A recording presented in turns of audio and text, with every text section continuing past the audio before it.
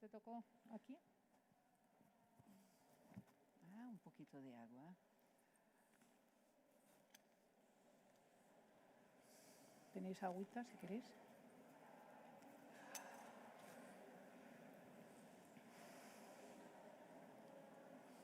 A ver. Ay, qué profundas son estas. Ya.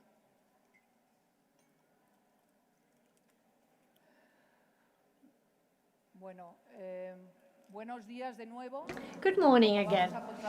As we are running against time between speakers, thank you ever so much for coming. And we have a very interesting presentation on historic gardens and contemporary design. And we have two state-of-the-art ladies, leading ladies in their field, who are the women who are most occupied and cultured, and you don't know just how difficult it has been to present them, because they have a CV 14 pages long each, and when I'm elderly, I'd love to be like you two. So before anything, Cristina Castel-Branco, who you met before, those of you who came to the previous speaker, and Monica Luengo, historian and landscape architects. But thank you very much to the ambassador from Portugal and the director for tourism for Portugal, who have been the sponsors of this talk. So thank you very much. Thank you, Cristina, and her husband, who's brought her by car against all the odds and who has come in person. And Monica, thank you too for coming. Just an outline. The history of tiles and the aesthetic of Portuguese gardens have no secrets for Cristina. The gardens of the neighboring country. She's an landscape architect with a degree in agronomy from the Lisbon University and a master in architecture from the University of Massachusetts, and has a degree from the University of Harvard. And she has a lot of publications, books, is a voting member of the Scientific Committee and Cultural Matters for Iconos from the Unesco. And in 1989, she founded, together with Teresa Andresen, the workshop ACD, and it projects contemporary gardens, making up solutions, which is for the restoration of historic gardens. And she's a professor of landscape architecture from the University of Lisbon since 1989. And her articles are published in specialized articles in Europe, the United States, and Japan. And she has been recently awarded by the French government with the L'Officier des Letres, and a great deal more, because she's like a tourmix in the world of gardens, because Cristina has a great deal of energy, passion, and gardens are her way of life. And Monica Luenga, her great friend, couldn't be anything less. Monica comes from a dynasty of gardeners. She's the daughter of Carmen Añón. Monica, too, is a member of honor from the Scientific Committee for Cultural Landscapes, and IFLA. She was the chairwoman from 2009 to 2015, and she's also a member of the Scientific Committee from the Institut Européen des Jardins et Paysages, the European Network of Historic Gardens, and the Institute for Madrid Studies, and vice president for ADICO in Spain. And she has managed a Master for Cultural Heritage and Natural Heritage in the International University from Andalusia, and she collaborates with different universities, bodies, international bodies, and she participates in courses, workshops, and historic gardens. She's also a consultant on matters relating to World Heritage and has carried out assessment missions and provides assessment and monitored sites for World Heritage sites on a national and international level. And currently, she's working on a fascinating project as a coordinator of the candidature for the Paseo de Prado and the Retiro Park in Madrid for science and arts landscapes. She's worked for historic gardens and published books, articles. She's passionate about this subject and restored the Capricho Park. We called her the Duchess of Osuna because she was similar to her. She was so involved in the project, and she's explained this park to us, this park of whims. And she has a landscape workshop and is a founding member of a workshop called Architecture, Territory and Landscapes, which focuses on carrying out landscape projects and rehabilitating historic gardens and cultural plans. The floor is yours. We have the two friends here who know each other extremely well, and we will have a really, quite frankly, very interesting conversation. Historic gardens, contemporary interventions. Cristina, you have the floor. Well, not good morning, I won't say again, but a good day to you all. And I'm very grateful to the Instituto de Empresa University for this initiative. Also, thank you to the Hay Festival, the ambassador from Portugal, and the Minister for Culture and Tourism from Portugal for having invited me to come here. In addition, thank you to Sofía. Sofía is has a master in gardens almost. She knows all the gardens from all over the world, and she tells wonderful stories about each and every one of these gardens every time she visits them with groups of people. And she is like pollution almost. She pollutes gardens. She takes groups of people there and she pollutes these people or instills in these people the love for gardens. Can we just have the first picture up, an image up? Thank you. So I'm going to talk about this matter, which is something that I developed in the ACB workshop, which does projects for parks and gardens. So it works on contemporary gardens and parks since 1991, and it integrates solutions which have shown its restoration projects for historic gardens. So it's a source of inspiration that we gardeners had, landscape architects and gardeners had, and we wanted to learn through old gardens. For me, this has been truly a wonderful manner to understand our landscapes, looking at old things and seeing how long they have lasted over time. This is a garden. Well, it's rather more like an amphitheater, as you can see, with grass, with lawns, and which is reflected in a pool of water. And during the day, it's like a sculpture on the land. And it captures light, of course, reflects the light, and it has as its origin a look back to Roman amphitheater that's in the south of France. And it's something that was already half down, or half done. It was in ruins almost. So the beauty of the green, which is intermittently between the white of the seating area, has allowed us to do something in the estate Las Lágrimas in Coimbra. This was built in 2008, and this is a story about music, because every year the Festival of Arts is held here, and we had the presence of Caruncho there last year at this festival, and it's a week of music and performing arts. And it's always full, with 1,800 people to 2,000 people. This year, of course, has been different.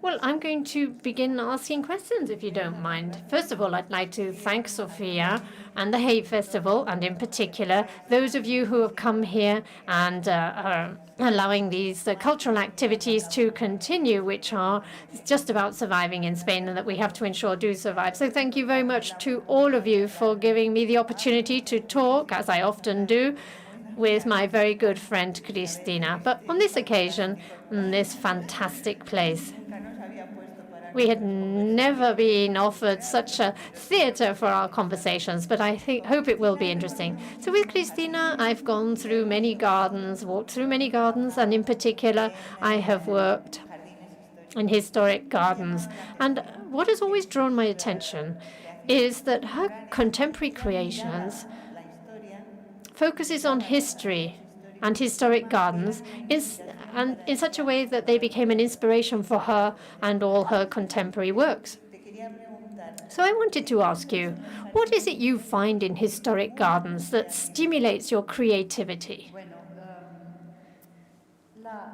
yo tengo una frase. Well, I have a phrase that a friend of mine used to say, who's no longer with us, Buenísimo poeta. but he was a wonderful poet. And he wrote this phrase, history is continuity. Look towards the future as you do to the past. Tradition is progress, which has been successful. And at the time, that was progress. The most important role in terms of tradition is that of giving progress the courtesy that it is owed, to allow progress to arise from tradition, just as this arose from progress. So, with this vision about continuity, Muy fuerte para mí la comprensión de I found it quite difficult to understand processes. churro de agua, This jet of water, surtidor de agua this water jet que se reflecte nel agua. that is reflected in the water, Lo conocen muy bien. you're all well aware of this. This is Es la forma islámica the de Islamic way of using water el máximo efecto to a maximum effect, e poca agua. but with very little water, but to gain the maximum of effects. This is in the Patiño estate, a private garden belonging to a gentleman who wanted a garden, a small garden,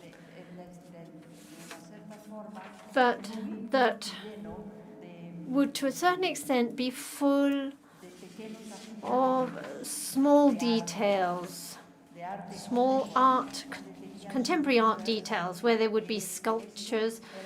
And this was the scenario that allowed us to ensure that what was contemporary could allow those sculptures to really stand out in a very simple setting. Well, in the same way as Fernando Caruncho talked about so well about his creative process in such a wonderful manner, where he focuses on the spirit of places, nature, light. In terms of historic gardens, in your case, I know that when we've walked through historic gardens, you're like a camera, a walking camera, taking photographs of everything and creating a visual archive. We talked one day about how that process begins with that visual archive, looking at different interpretations that have been made in the past, for example, on behalf of Vilandrino, by Dr. Carvalho. It's knowing how to interpret the historic spirit of a place and being able to create out of nothing, because Vilandri was in ruins, and it's the idea of creating a new garden, and it's like a paradigm of a classic chateau. And the same happens with other artists, and they have inspired them in the way of interpreting a historic garden. Donjon de Vez from Pascal Cribier. This is a fantastic place where I think that Pascal placed his subtle view on this place to be able to recreate a medieval garden with this contemporary painting almost. And the same happens in this Tuileries, or here, this intervention of Dan Pearson in Lowther Castle, which was a ruin. And again, it's using contemporary language, and they have known how to extract this visual archive in order to reinterpret the value of the place. So I think that that maybe is where your process begins, in creating that archive. Yes, it's extremely important. And I always say this to my students. It's very important to travel. Difficult to do nowadays, but to travel, to be able to understand old-fashioned ideas so that our work can become a continuity of those things. The trick, in order to be like a sponge, it lies in drawing those traditional solutions. And this is San Simón de Ongina, in an area of Portugal where there's light, shadows, vegetation, and stones. This is in Barcelona, I think, in the Plaza Real. And so it's a question of stopping and bringing within us these beautiful shapes and colors. And this is a little bit of Barcelona too, seen in more fantasy terms, but using the colors that exist. Or even is a question of understanding processes, the process of degeneration. A garden is also a part of that degeneration, and it's a question of putting things right, doing them up as we would want them. But we mustn't forget that degradation also has a beauty in it. And this has been drawn when I was doing my PhD on water, watering gardens, and I thought this stairs was wonderful of the General Life in Granada. These stairs had a whole thought process behind it of people who knew how to work with water. And this simple thing has inspired me greatly for other works I've done. This is Bacaloa, an estate in Lisbon, one of the first Portuguese who arrived to India. When they returned, they felt inspired by Islamic gardens. Not only those to be found in India, but also the walls, the mural gardens, rather, or Mogoles gardens. You say Mogols gardens, and Hindu gardens. And what we've done is brought together this mix of India and Italy, and it's a huge pond or lake, pool of water, which is more than necessary for watering. We have 4 months a year with no rain, and so we need to store water, and that is a very important way or thing that these gardens teach us. And this is just a drawing of Bacaloa. And then, of course, it's an idea of interpreting those solutions with a new design. I'm going to be told that this has nothing to do with water, aren't you? But it does have to do with light. This is the interpretation. This stone is marble, and light travels through marble, and it is a contrast to the areas where light doesn't pass through. This is the Patino estate again, a project dating back to 2005. But here, in order to understand the most interesting processes, you'll see this in this patio, which is absolutely brilliant for a landscape architect or gardener. You can see the reflection in the water. The water is used in a spectacular manner, showing the sky. It doubles the space. And then you've got the marble, which is the paving around the pool of water. And it's very simple. And you can see how modern this solution is, where you can see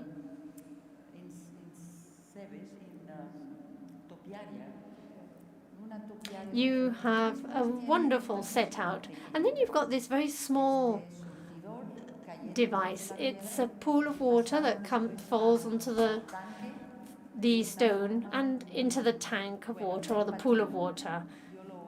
In the Patino estate, I have copied this, absolutely copied it, because there was this need to do something very simple, but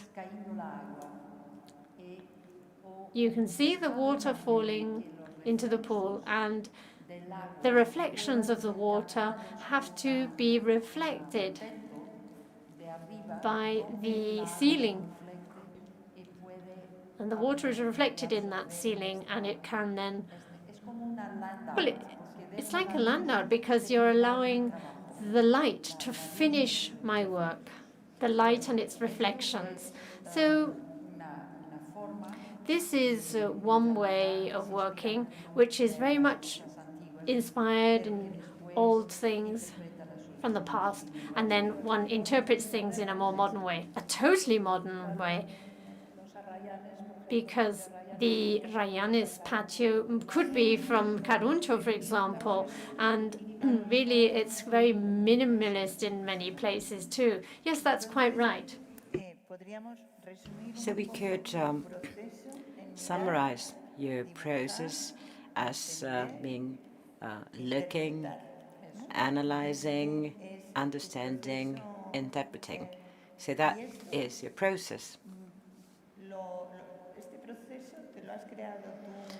Is this self-made, this process, or did you copy it from someone else? Well, I've always drawn a lot. I love sketching and drawing. Maybe I spend a bit too long doing that, and people who come with me always need to wait for me. Yes, we always need to. Yes, but I found out, I discovered during an exhibition in Paris called Picasso and His Masters. It was held in 2009. This painting, this Picasso painting, is inspired by the Meninas by Velázquez. And to me, this was a game changer because I thought, well, they also did that. I mean, the great masters did that as well. So they took inspiration, they derived inspiration from the old masters, the importance of painters like Velázquez or Greco in Picasso's compositions and his character design. So, of course, I would never dare to compare myself to Picasso, but what I mean is that in gardens, and anonymously, that's important, in gardens, we can admit to the fact that these solutions that are very long-lasting, that's what's most important, these long-lasting solutions are there. And were there maybe 400 years ago already, as we just saw. They've been there for a long time. So they are sustainable. They last in time, and this is, sustainability is our motto. Well, we can learn our lessons from the past. So with a lot of being very anonymous, you can derive from those images, from those solutions. Now, for instance, this is the Cordoba Cathedral and the cistern in Cordoba. And this is one of the most important things here is how they use water, how the water management, water storage. Islamic water storage is an excellent way of doing things, and you can learn a lot from that. In the Empatino estate, we've implemented many of those solutions. Under this pond, there's a tank, a cistern, and also this is another intervention. It is in the works still, so it's not pretty to look at yet. It's in Lisbon, and so this is the water collection from the roof. You see that the roof is going all over the place. Everything is collected. Water is collected everywhere, and it goes down. It goes down to the tank, the water tank. I have 40,000 liters of water coming from rainfall, and stored there. This is a very complex process that we use. This is just a bit of it, and to use that rainfall water, to do this in Lisbon was really, it was absolutely crazy. Engineers didn't want to do it. They said this is something that cannot be done. It was very difficult. So I needed to count on agricultural engineer who was an expert in hydraulics to help me, because construction engineers didn't want to do it. I said, well, this is this has come from Roman times. The Romans, and also the Islamic architecture was always, they were always very intent on collecting water. Yes, well, I've been trying to do this for 30 years, and I asked all of my clients, and they said, well, yeah, it's very interesting, but I really don't want it because water is very cheap. So I really don't need to. I mean, I can take water from the grid. I don't need to do this very expensive system. But this things are changing, and so you can see this is a swimming pool that is close to the garage. So you use the swimming pool and the tank, making the most out of the space we had. And I also wanted to mention this wonderful patio in the Alhambra, the Patio de la Acequia, the patio of the irrigation channel, which is has this jets of water that this is no longer a swimming pool, because it is a beautiful object to look at. I mean, I don't like swimming pools. This is something that comes from the 20th century paradigm, and in the 21st century we will change this. A swimming pool is too expensive, and it's too wasteful. And what I wanted to have in my swimming pool is a fish for the winter in the swimming pool, so they could survive the winter. I'm experimenting on some things. This is these are old solutions but are very contemporary. Let me interrupt you, if I may, because if from the images that Cristina has just shown us, I mean, you can already tell that she's a very eclectic person. You have a love for historical gardens, but not only all the historical gardens from our own past, from our own history, such as Roman gardens, Islamic gardens, but you have also incorporated the Far East. You've gone to the Oriental gardens, and you've learned a lot from them. And I think that we have all seen this wonderful and strange marriage between what's purely Iberian and what is clearly Japanese. But I mean, you can see in Portugal small details where you can tell they've been to the east, they've been to the Far East, but I mean the way of looking at things, the way of the way they see the East has always been incorporated and very present in Portugal, and it is very present in your work as well. Yes, Shigemori in the 20th century, during the war and after the war, finished the publication of his 26 volumes, which is an inventory, which are inventory of gardens, and owned by himself, and with a very small team that he had from his students. Well, many people asked him to create gardens for them, so they created this inventory and then made some gardens. And Caruncho is very well aware of this phenomenon that this Shigemori, he was a genius. He did. I mean, we have the historical data about historical gardens. You know all of those. For instance, you know this garden, and we know them thanks to him. I mean, this garden is 6 centuries old, and he's always been well maintained. This is the Shigemori Mirei garden. It is a new interpretation of historical gardens. He had a deep knowledge, a profound knowledge of composition. He had this visual archive who helped him create new gardens. So when he died in 2007, he did these things that, but you can see, can't really tell whether they are contemporary or old. I mean, it's the size of rocks. I mean, this is something that was introduced in the 20th century. He was very criticized because of that, precisely. You know, Japanese are very conservative, and they said, you know, I mean, he was highly criticized because of that, but what he did here, for instance, is great. It could be like a Sonia Delaunay painting, and this is very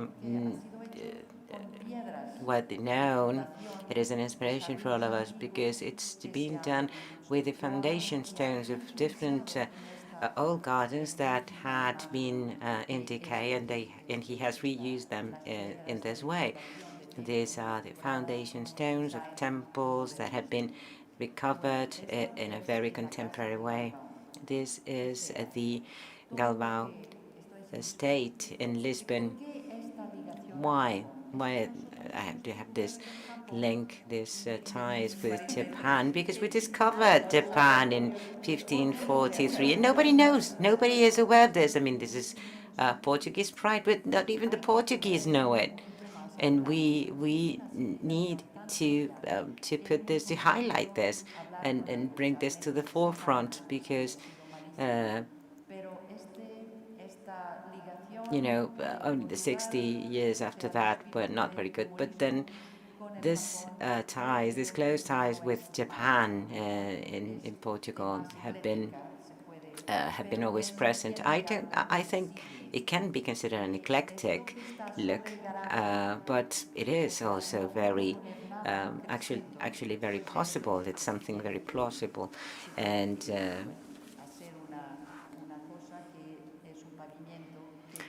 there is a garage underneath. There is parking space. So you need a type of floor that does not have that is very easy to maintain, and that it has to be no soil on top of it. And this is why we decided on this solution. Well, the Frontera Palace.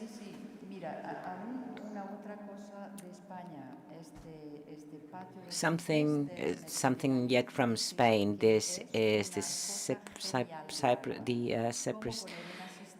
Patio in the Alhambra. This is a tank, a water tank, but it is also a garden, and it's also an island. It is everything at the same time. So the idea of having water jets in the water, this is an idea that I wanted to reuse at the Frontera Palace, and the Marquis requested something like that. He wanted, he was very proud of his ancestors' interventions in the garden. He wanted to leave his own footprint, and he wanted it to be of Islamic inspiration. So this is what we did. This is a garden that has been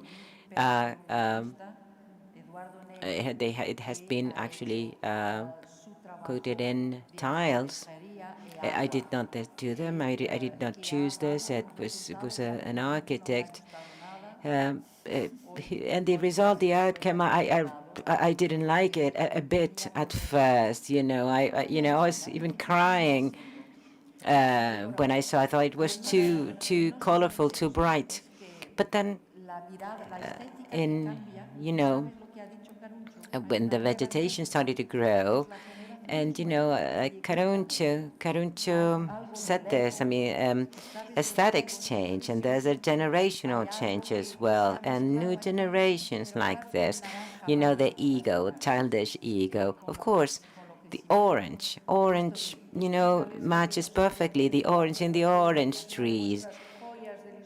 So maybe you don't, maybe people here don't know about the Frontera Palace. It's one of the most magical locations in Lisbon, in Portugal. I mean, you see the blue with the tiles. It is wonderful. It is, well, that's the palace and the garden. One of the things of doing, of creating a garden, a new garden in an old place, they need to have a cohesion, but they need to have their own space themselves. They need to have a dialogue, and they need to have to be seen in isolation from one another as well. I'd also like to speak about floorings and floor tiles. This is something very Portuguese. This is some Burle. This is the Burle Marx phenomenon. Burle Marx confessed that he had copied the traditional Portuguese design to use it in the Copacabana beach. This is what he did. It just close to the beach. He just copied it, but on the other side, what he did was the design is just wonderful. And excuse me for interrupting you, but I think that here we can see the huge influence that Burle Marx has had, this landscape artist, because things like that were copied in the marinas of many of our cities, trying to reach this magnificent result, and unfortunately not always succeeding. But it is how the traditional Portuguese streets and Portuguese pavements reach our own seaside or seashores. Yeah, well, you need to go to Brazil to learn and to Portugal to learn even more. Well, this is something I did in Coimbra. It is a Roman town close to Coimbra, where you can you have the original pavements. And this is what I've drawn inspiration from in this pavement I've done in a more contemporary, more and a simpler way as well. I also wanted to ask you, I know that you've always drawn inspiration from this visual archive, these gardens, your drawings, your sketches, you have pages and pages of notebooks. Maybe you need to make an exhibition out of those. I mean, it would be, they are just simply wonderful, but you've also drawn inspiration from thinkers and creators that have also shown us the way, and some of them in the 20th century. Yes, we're just speaking about this idea. This gentleman is one of these eccentric Englishmen who lived for a long time in Italy at the turn of the century, of last century. In 1909, he wrote on the making of gardens, and he says, if the world is to make great gardens again, we must both discover and apply in changed circumstances of modern life the principles which guided the garden makers of the Renaissance, and we must be ready to learn all that science can teach us concerning the laws of artistic presentment. Well, this is easy for the ladies translating there, because we had the original text in English just on the screen. Well, if we want to be able to adapt to the new circumstances, this is the idea. We need to follow the principles of those that have been used by Caruncho. These very simple principles, elements such as water, stone, vegetation, light, sky, in a composition, and then there is something a bit more difficult next, And you see that Esto es el Palacio Frontera. this is the Frontera Palace Dentro de un punto que no es from normal, porque esto es dentro de una gruta, pero aquí a tiene vantage la point, because idea it's not the usual one because I'm inside a grotto, but this is the Renaissance idea of the water reflection. There's water mirrors, large water mirrors that are mirroring the buildings and the sky. This is something that I always do. Even if it's a very small garden, I always ask them to have, some water fountain, even if it's for a bird fountain. But I mean, it's not really for the birds; it's for to reflect the sky. Of course, the birds come as well. This is the Quinta d'Agua, Braya in Fatima. It is a black, polished black granite that mirrors the sky, and it's also the base for the fountain. And you had this in the Casa da Insua from the 18th century, and we have taken that as an inspiration from the Quinta de Agua, Braya. Here, this is the amphitheater that we saw earlier on. Coimbra is there in the background. Water plays a major role here as well. The water reflection is also there. I could have done away with the water. I mean, the amphitheater was already there. I mean, the idea of using water here to put water in between the public, the audience, and the musicians, it's not the best idea for people who are very used to be very close to the artists. But with the pandemic, well, it's been a perfect solution. We have in this festival, we have almost reached 2,000 people crowd on the grass. This year, we needed to keep 1.5 meters distance, and just one single concert because the festival were all there was a ban on all festivals. We had to cancel 10 concerts there. But you can see this is from last week. It was a jazz concert in the evening, and you can see that water mirror. These are sequoia trees planted in 2007, and they have grown immensely because there's so much water in the state. And I just wanted to take a small detour, a pandemic detour. This is the design for the amphitheater. What I've done is adapting this amphitheater with this 1.5 meter distance rule, and we have used the curved shape of the benches, and we have used some lines, some chord lines, so the seats could be placed exactly where we wanted them. This is a drone image.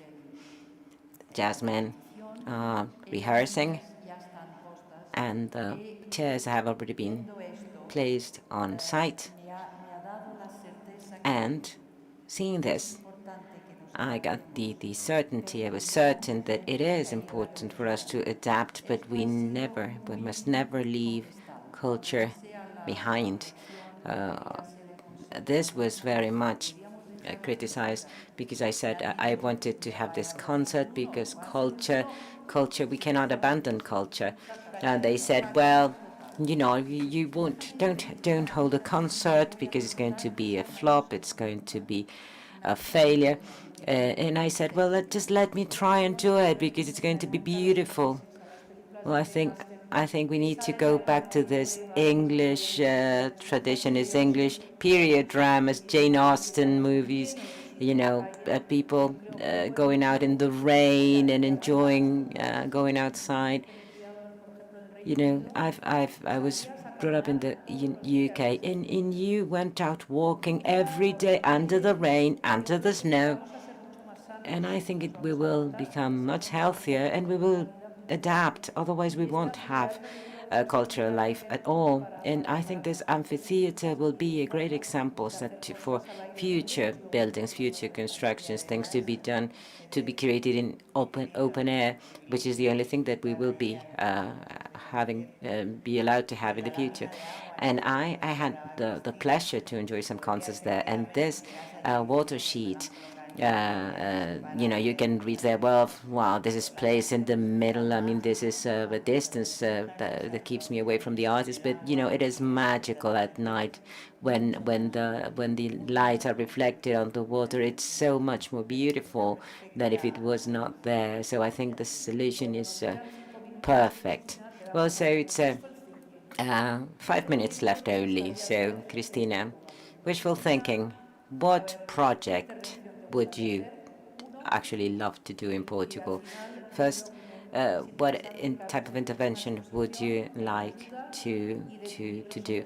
And then please speak about your last exhibition and your projects, your latest projects. Well, what I really love to do is private projects.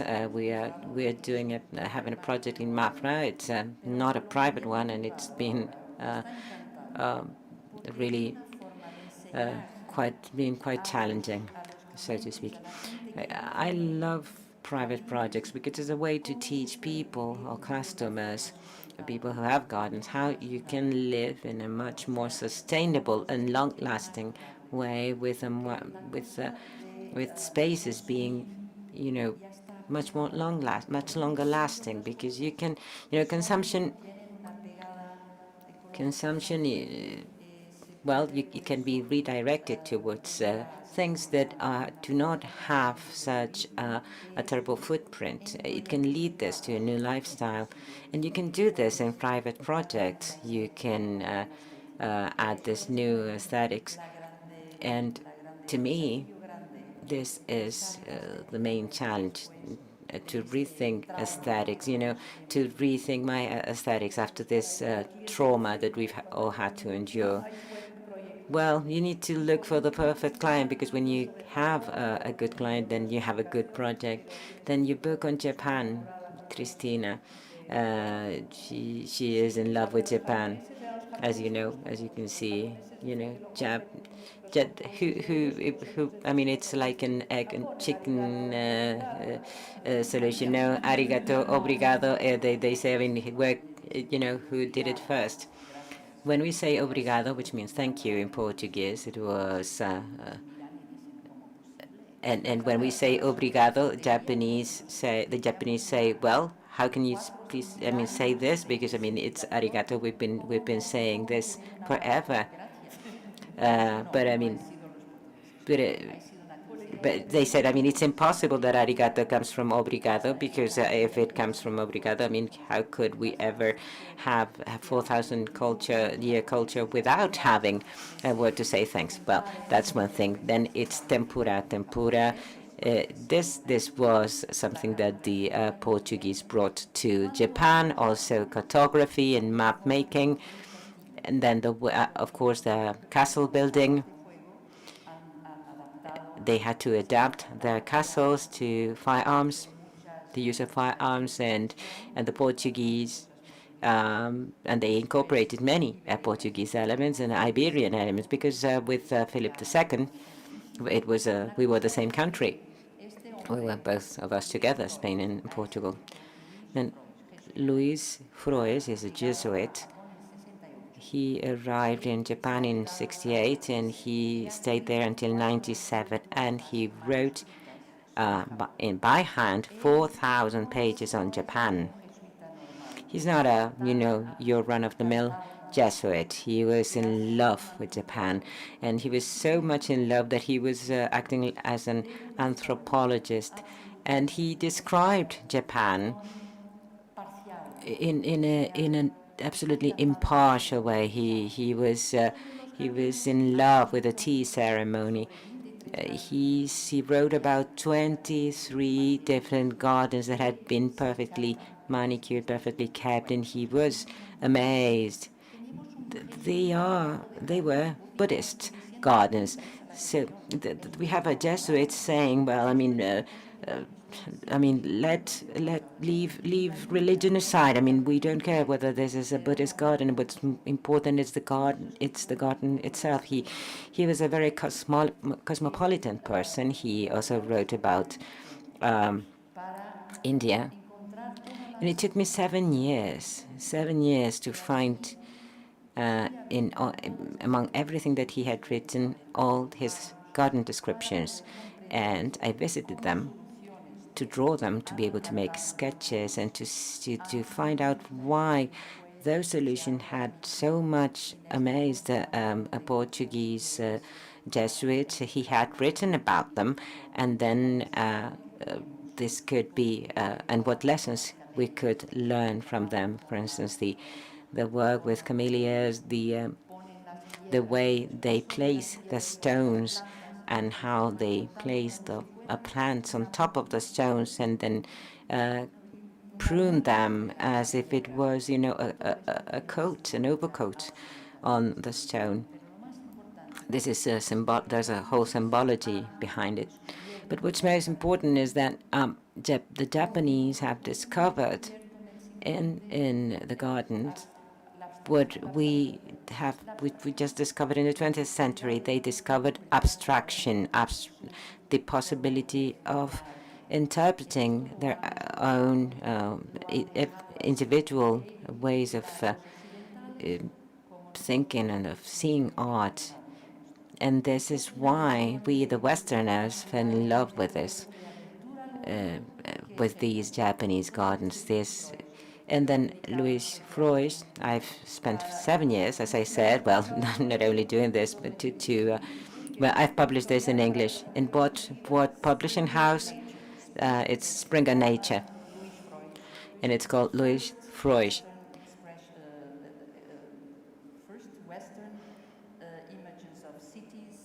First Western images of cities, gardens, and landscapes.